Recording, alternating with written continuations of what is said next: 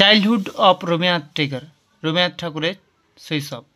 Rabindranath Tagore, one of the greatest poets of the world, was born on 7th May 1861 at Jurasaco in Kolkata.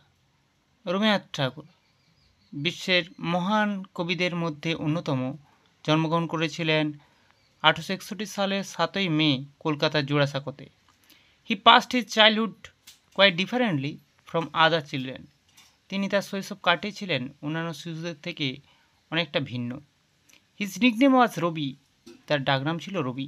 Little Rabi was looked after by servants, ছোট রবিকে দেখাশোনা করত ভৃত্যরা। He did not enjoy formal schooling, তিনি উপভোগ করেননি স্বাভাবিক school জীবন।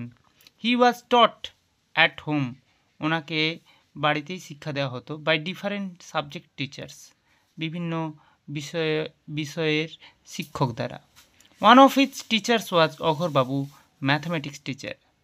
তাদের মধ্যে এক শিক্ষক ছিলেন অঘরবাবু, তিনি গণিতের শিক্ষক।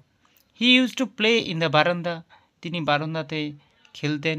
হি played the role of a teacher, তিনি শিক্ষকের ভূমিকায় অভিনয় করতেন by teaching the railing birds as his students.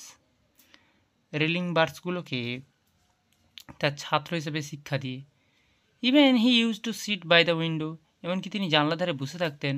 And looked at the outside, বাইরের দিকে তাকিয়ে থাকতেন। আউটসাইড ওয়ার্ল্ড, বাইরের জগতের দিকে তাকিয়ে থাকতেন। As the servant made a circle, যেহেতু ভিত্ত বানিয়ে দিত একটা বৃত্ত অ্যারাউন্ড হিম, তার চারপাশে।